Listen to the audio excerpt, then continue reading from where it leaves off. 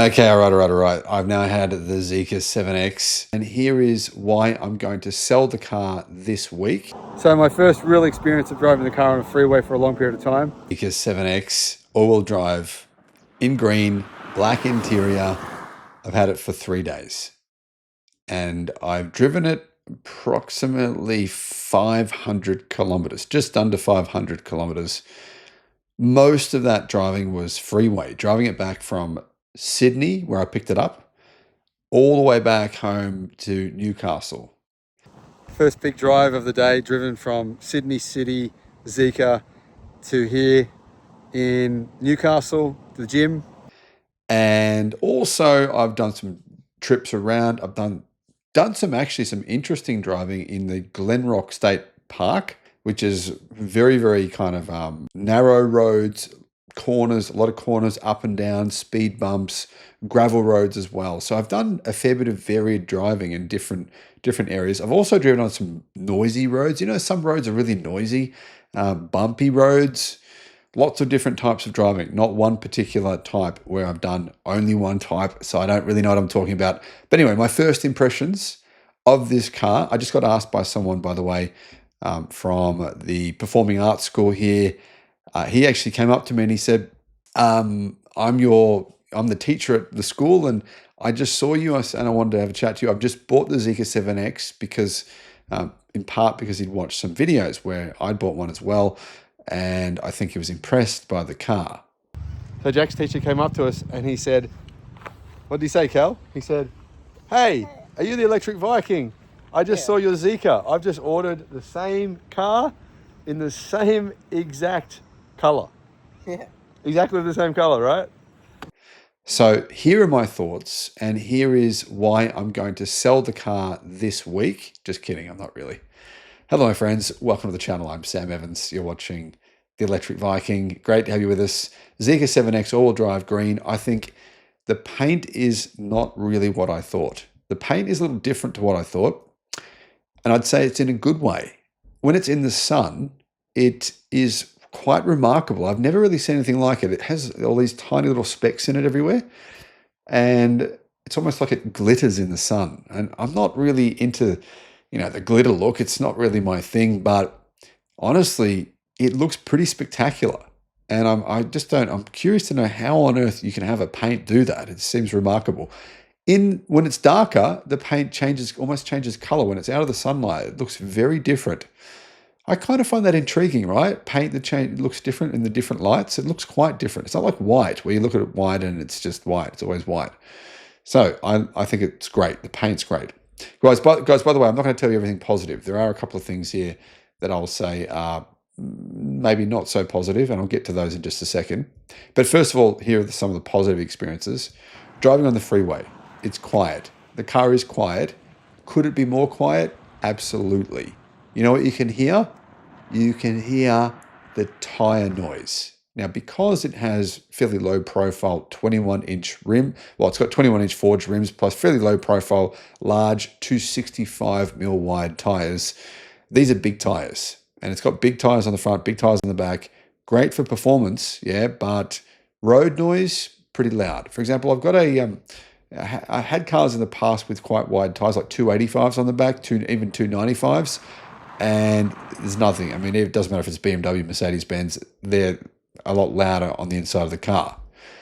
That said, this car is actually very quiet. It's more just when you're driving on like a concrete road. You guys in the United States in particular, you have concrete freeways, quite a lot of them. There's one between New York and Boston, which is very bumpy and loud. And you hear the noise more on those kinds of roads, of course, but the sound deadening in the car is pretty good, fortunately. So overall, it is actually a very quiet and luxurious cabin to sit in, which is what you want in an EV. Because without any engine noise, you can hear stuff. You can hear things in a way you wouldn't expect to.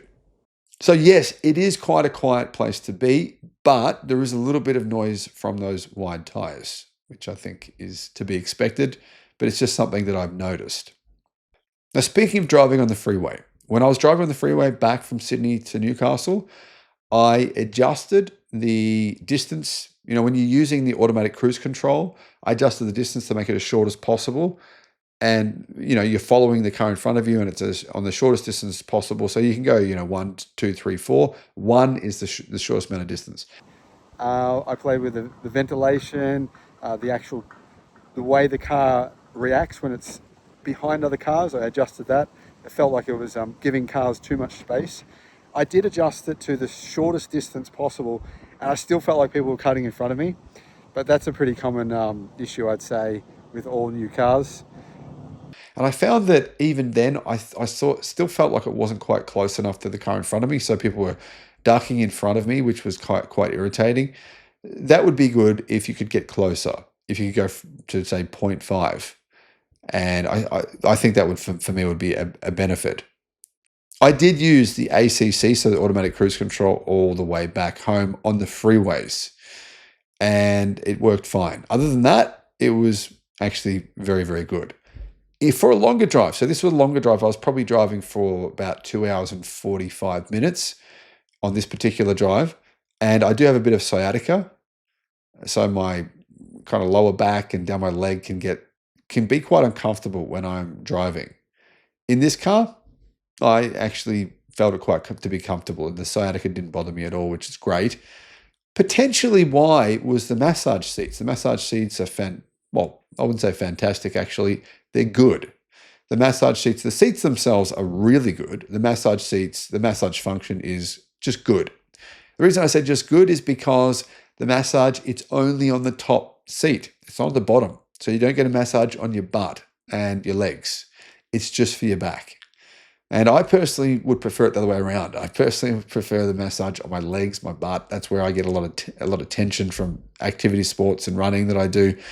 But anyway, the massage was pretty good. On your back, I felt like it was effective. But it's a real pain in the ass, not literally, but you get my point, to actually turn it on. So there is a button beside the seat, down below beside the seat. So you got to put your hand down beside your seat, and there's a button, but the button, you can't just press go to turn on the massage seat. You've got to turn the button once, and actually generally you got to turn it twice because it's on lumbar first. So you turn this little switch thing under, it's like a circular button. You turn it twice, then it goes on to massage, and then within a couple of seconds, if you don't act, then the screen will disappear. The little massage thing on the screen will disappear. So then you've got to actually fiddle with this weird touch-sensitive button and press it in the correct way to get it to turn on. It's honestly, I actually tested it on 2 other people. I said, hey, here's the massage button on the side. And I kind of briefly explained to them how it works. I said, turn it on. They found it quite difficult to do as well. So 3 out of 3 people said that, hey, Zeekr, you can improve the functionality of the massage button. For example, in the Deepal not the SO7, that doesn't have that feature. The Deepal EO7, the multi-truck, it has massage functions for the butt and the back.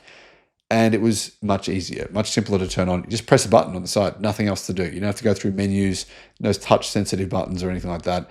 Very, very simple. So I think Zeekr should do the same thing. Have a look at the way they've done it in the Deepal, and that's what I'd recommend doing. What about ride quality?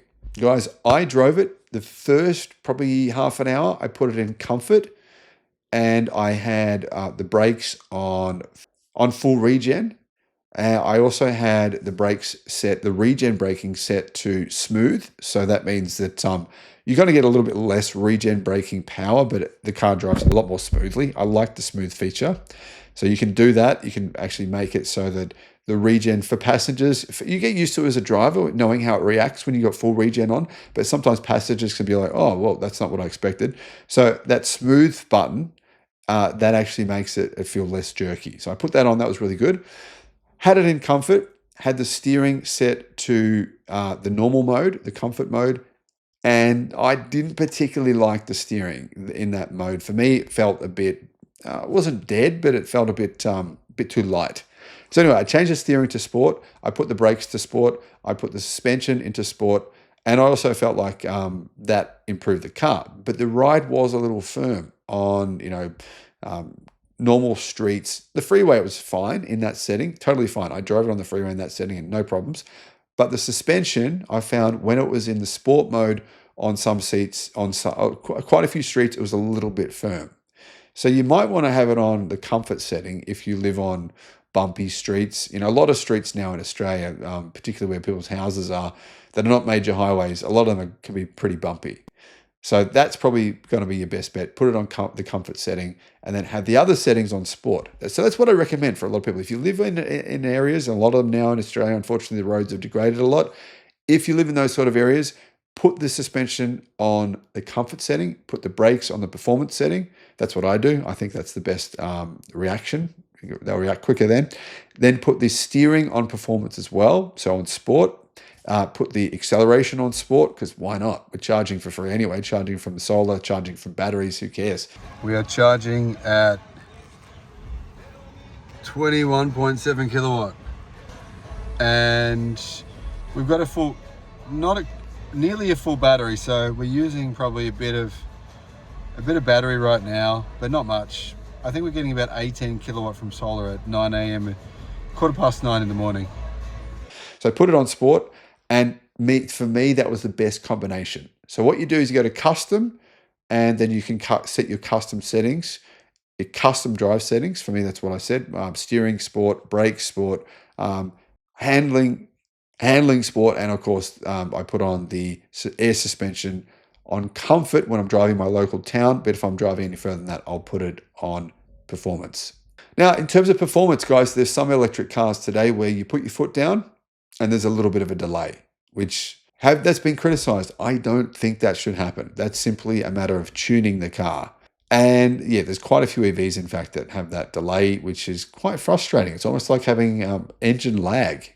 And the whole idea of an EV, not the whole idea, but one of the big benefits of an EV is to get rid of that lag, because that lag is dangerous. There's a lot of diesel pickup trucks, particularly Toyota Hiluxes and all these diesel pickup trucks, diesel utes, where you put your foot down and nothing happens. It's like 2 seconds before anything happens because of the massive diesel lag. And this is so common, guys.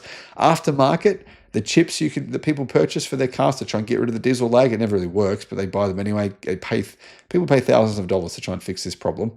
So EVs shouldn't have that problem. This does not have it.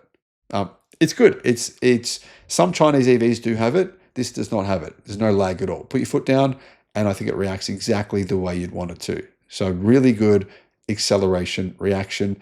You don't get 100% power instantly, I don't believe, because that would probably overwhelm your tires. I mean, this car has 480 kilowatts, 720 newton meters of torque. That's pretty quick. 3.8 seconds, 0 to 100.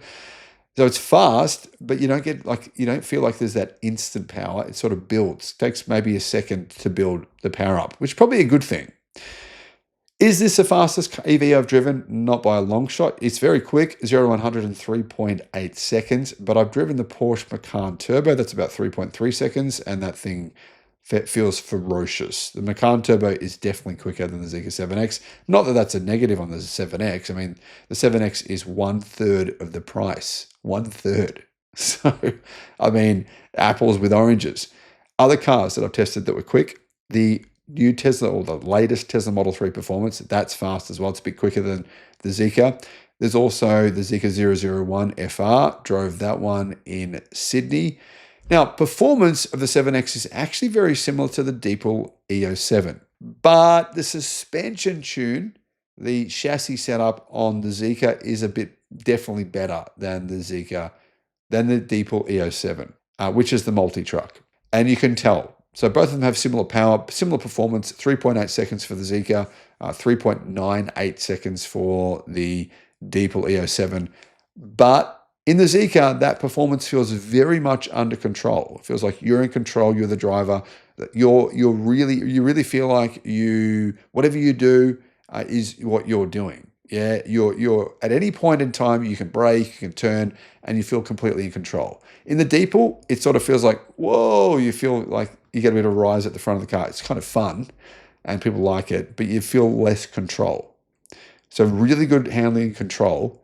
Tesla Model Y performance is quite similar, I think, to the Zeekr 7X in that regard. But the Model Y performance just doesn't have the same level of adjustability, at least not the existing version. The new version I haven't driven yet. The existing version just doesn't have the same level of adjustability because it doesn't have air suspension. So I think the air suspension is a big thing in this car, because remember, if you put that air suspension into its highest setting, it goes to 230 millimeters. That's the height of a Subaru Forester. So then you can literally do some, and people have done it. I've done a bit of it. You can literally get this thing off road, and it's actually not bad off road. Yes, you're limited by the tires, but it's actually not bad off road.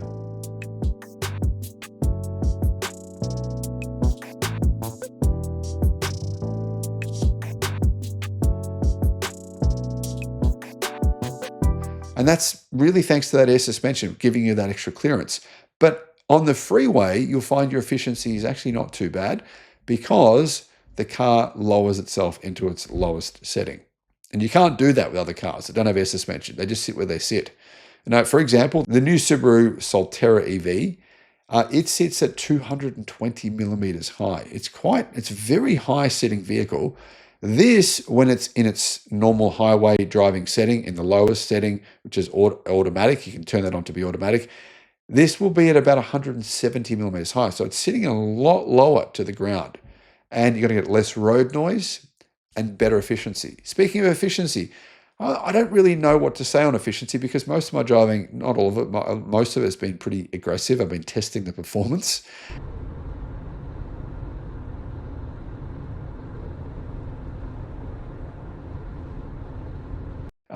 I've also been driving on the freeway at 120 kilometers an hour. And in terms of my efficiency, I mean, I think I'm running about 19 kilowatt hours of electricity per 100 kilometers, 19 kilowatt hours. So yeah, it's not bad considering most of my driving was on the freeway. One thing you should know, if you drive in Australia, there's speed cameras everywhere, and you get caught for going a few kilometers over the limit. It's really sucky if that happens. The Zeekr is the only car I've ever driven, and I reckon I've driven over the last 10 years at least 70 cars, maybe more than that, at least 70. This is the only car where the speed readout was exactly correct compared to the GPS readout on Waze, on Google Maps. They matched up, identical, all the time. Whether I was going 50 or 120, the car was correct. And I've never, ever seen this in my life. It sounds like a good thing. And it is, but it's kind of hard to get your brain around it because I'm used to my speedometer being usually cars are 4 to 5 kilometers an hour over. So they overestimate your speed by 4 to 5 kilometers an hour, which is why you get all these people posting on social media, I go the speed limit and people are shitting behind me, making me, it's these hoons on the road, they're crazy. And these people are probably not going the speed limit because their car often will say 5 or 6 kilometers an hour more than what they're actually doing. And they're going maybe 5 under already, saying, well, I'm in an 80 zone and I'm doing 75. I'm being a responsible citizen. Actually, they might be going 69 in an 80 zone. And you can see why people might be going, come on, get a move on. I'm frustrated now. So they're probably using Waze. You know, old Betty, she's not using Waze. She's using the Speedo, and she's actually going much slower than what she thinks she is. That's the case in every car. Out of all the cars, of all 70 cars I've tested, except for this one, they all exaggerated the speed. Some of them by 3 kilometers an hour, some by 6, some even by 7. At 100 kilometers an hour, that was the norm. This is the only car I've ever tested where if it says 40, it's doing 40 per the GPS. If it says 100, it's doing 100. If it says 120, it's doing 120. It's quite remarkable, but it still is like my brain needs to adjust for it in order to not get myself fined. Because normally I'll add 5 kilometers an hour onto my speed because then I know I'm actually doing 70. So I'll be doing 75 on the Speedo, or I'll be doing, say, 105 on the Speedo, but I'm actually doing 100. So I'll add 5, but now if I add 5, I'm actually speeding by 5 kilometers, 5 over. That's worth actually considering that. Guys, one thing I should say about this car is it really does feel like you're driving a very premium car. It feels more premium. The Porsche Macan Turbo that I drove, which is what, $200,000.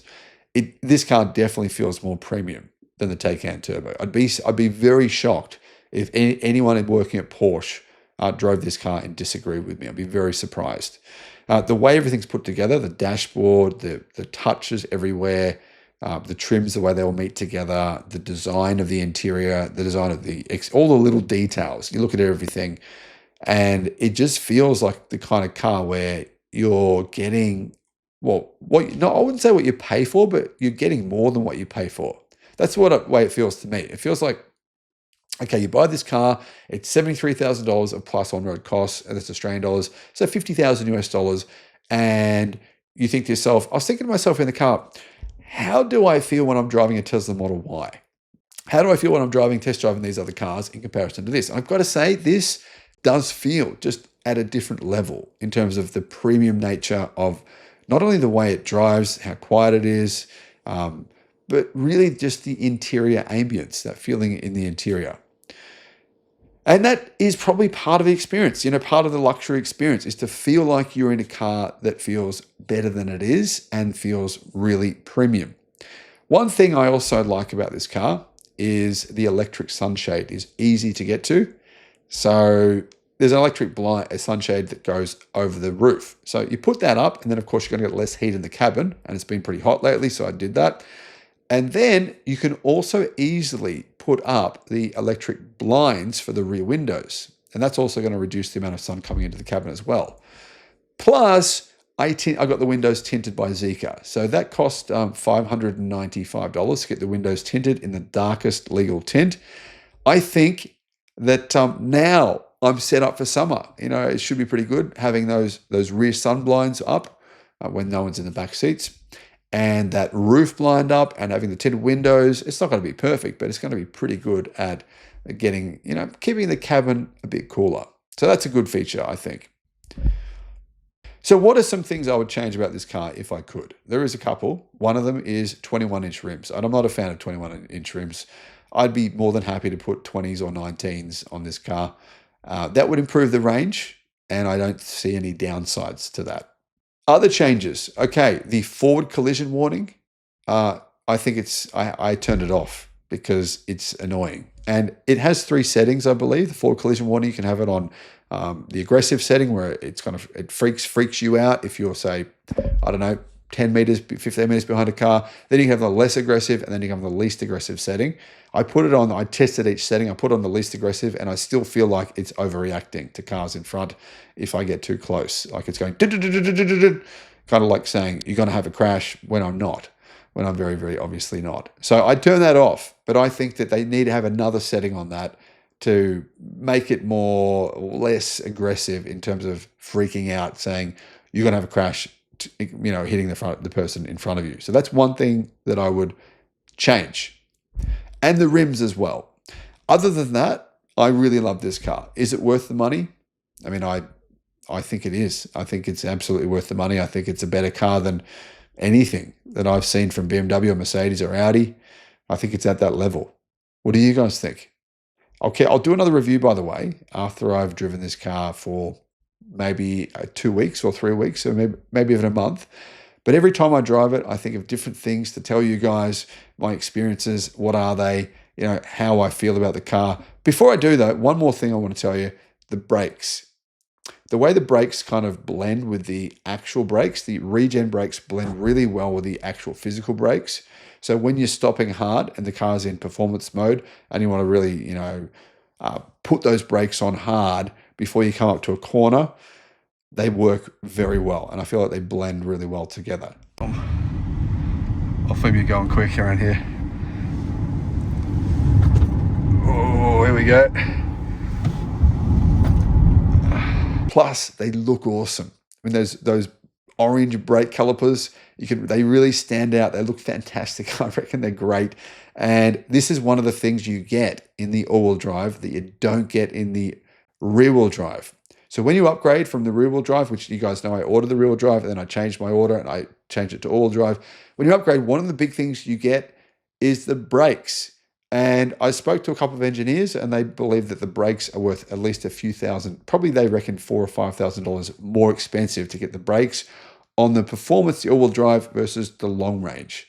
So the braking is definitely a standout feature of the car. How do the brakes handle on a track? That's a different story. I mean, I'm going to guess most of you couldn't care less about that.